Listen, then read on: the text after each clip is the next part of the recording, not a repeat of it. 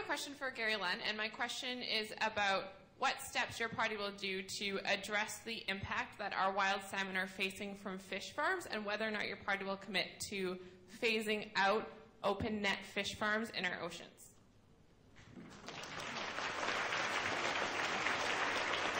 Thank you very much. That's an excellent question. And I actually know the fish farmers, they provide, there's a large part of the economy, but we have to protect the wild salmon.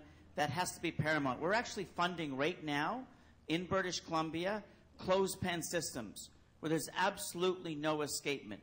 And that technology exists. It's relatively new, but we're actually doing demonstration projects. I think that's the future. So for fish farming, that they're not in open net systems in the ocean. They're closed pen systems, no escapement.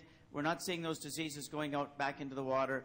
So that's something that I'm committed to, and I'm very proud that our government's actually taking leadership and funding some of those demonstrations to get this technology going. Thank you for the question. I'm really pleased that several occasions in these all-candidates debates, Gary Lunn's taken a different position from that of his party and the Minister of Fisheries. I think that we have to recognize that the current federal government does not support getting rid of open pen fish farms. In the Green Party, our platform is clear. We oppose open pen fish farms. It's essentially the expropriation of a common property ecosystem resource that belongs to all of us without compensation. It's particularly egregious in the case of First Nations use, but it's unfair to our fishermen, it's unfair to the wild fishery, and we would propose changing the conflict of interest. Fisheries and Oceans is now responsible for promoting aquaculture and regulating it. Let's take aquaculture, put it on land, give it to Agriculture Canada, and let DFO protect our wild fishery resources. My question is for Elizabeth May. Can you please state your position on the Enbridge pipeline? That's easy.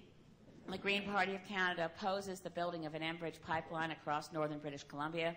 We oppose the shipping of bitumen crude from any port at Kitimat. We believe that we should be having a national energy strategy that allows us to consider what's the best use of oil sands crude. Why are we shipping out bitumen before it's been refined into further petroleum products, which we're doing? Why is it that Eastern Canada is entirely dependent on oil from Nigeria and Venezuela and the OPEC countries?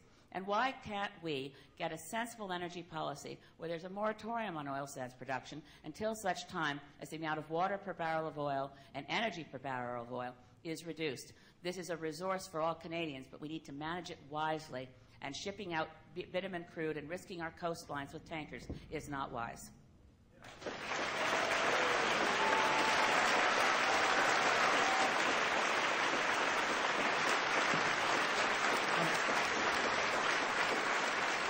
Peter, on my right. Oh, you okay. Elizabeth, I wonder what your position is on the Chalk River situation. Thank you. Because in an earlier answer, Gary Lunn mentioned that he wanted to set the record clear on this. Perhaps I can just go back to the events of December 2007.